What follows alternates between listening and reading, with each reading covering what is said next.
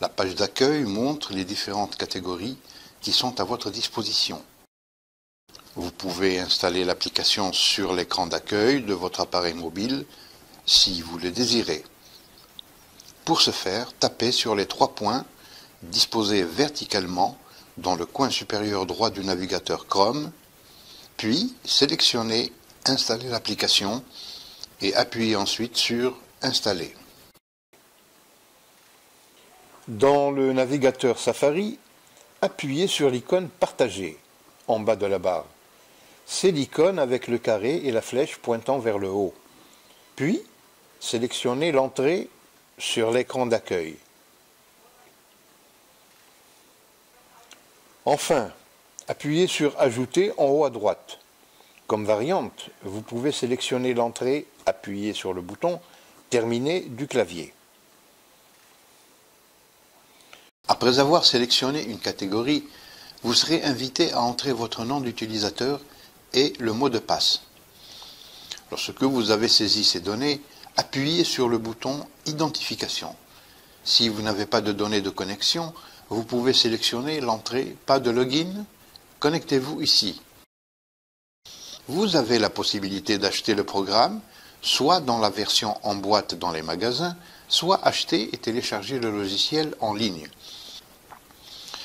En appuyant sur le bouton « Acheter en ligne », vous accédez au site web où vous pouvez acheter le produit en ligne. Une fois que vous vous êtes connecté avec vos coordonnées, vous verrez l'écran suivant. Tout en haut, dans la section Leçons, vous trouverez l'e-book dans lequel vous pouvez d'abord lire la théorie. Chaque chapitre peut être terminé par un test de la leçon. Pour commencer ce test, il suffit d'appuyer sur le bouton bleu « Démarrer le test » à la dernière page de chaque chapitre. Pour terminer le test, vous pouvez cliquer sur le bouton « Fin du test » au fond de la page. Une fois que vous avez fait cela, les réponses proposées ainsi que votre choix de réponse seront affichés. Une fois que vous avez consulté toutes les réponses, vous pouvez refaire le test ou étudier le chapitre suivant. Le symbole de retour en bas à gauche vous permet de revenir à l'aperçu. Vous avez la possibilité de vous entraîner ou de procéder à une simulation d'examen réaliste. Examinons d'abord la section pratique. Lorsque vous appuyez sur « Recommencer », les questions de pratique vous seront présentées.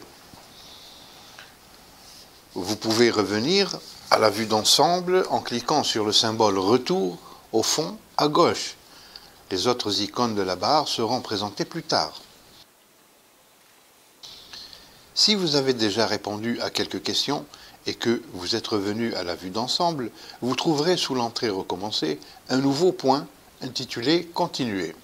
Continuer vous permet de reprendre les questions de l'exercice là où vous êtes arrivé. Si vous appuyez sur « Recommencer », l'évaluation de vos réponses sera réinitialisée. En cliquant sur « Configuration », vous avez la possibilité de choisir les sujets qui vous intéressent. Une fois votre sélection faite, vous êtes prié d'appuyer sur le bouton « Recommencer » ou sur le symbole « Retour » pour revenir à la vue d'ensemble. Dans la section « Examen », vous pouvez commencer un examen de test.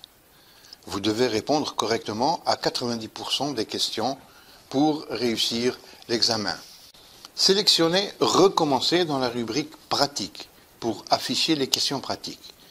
Si vous avez choisi la catégorie OACP oral, il existe 2 types de questions, tant pour le transport de marchandises que pour le transport de personnes.